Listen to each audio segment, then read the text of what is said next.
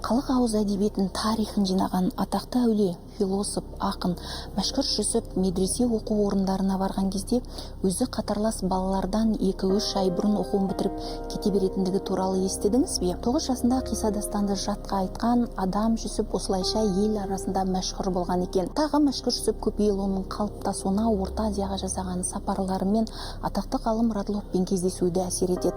26 жасында ол Ташкент пен Бұхараға білім іздеп барады, ал 30-дан асқан шағында екінші сапарын жасап, ол жердегі қасиетті адамдармен жолығады. Мәшһүрдің кесенесіне бүгінде келетін адамдардың қарасы өте көп.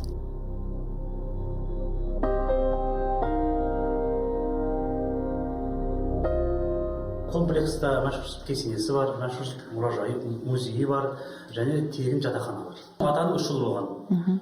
3 жылының Мұхаммед Шарафидің атамыздың қасында шаруашылықпен айналысқан, қасында болған. Мұхаммед Әмин Алашорда өкілі Ташкентте қыздар мектебін басқарған. Себебі сол уақытта қыздарды зорлап, күйеуге шығару Өзбекстанда көп болған. Алашорда өкілі көз ашып оңай бұған қарсы болған. Қызды оқыту керек, қызды оқыту керек деген. Кейін жылы Мұхаммед Фазыл мұғалім.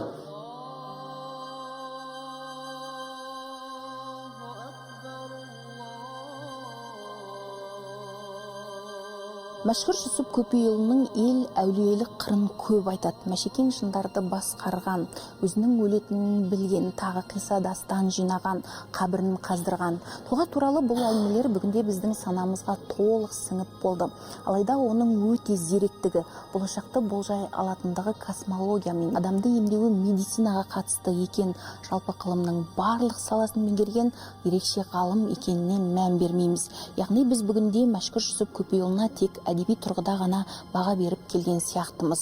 Сонда жұлдыздардың туғанына қарап, баланың қандай болатынын білген бұл кісі. Сол кездегі түгел оқуды оқып бітірген бұл кісі, Орта Азияда жүргенде. Осы жерге 1923 жылы көшіп келеді, Алланың айтуымен осы жерге жат деп Алла ем береді. Бұл жерде атамыз келгенше сары жазық, ана жерде бұлақ сары бұлақ дейді екен. Сонда ақсақалдардан келіп бұл кісі бұлақты деп сұрағанда, ақсақалдар о, мына жердің иесі енді келді, енді осы жердің иесі болдыңыз деп, содан бастап мына жер иесі келді деп аталады. Мәшһүр Жүсіп көпейұлы өзінің көзі тірісінде асын береді, өйткені 1932 жылы болатын аштықты сезеді.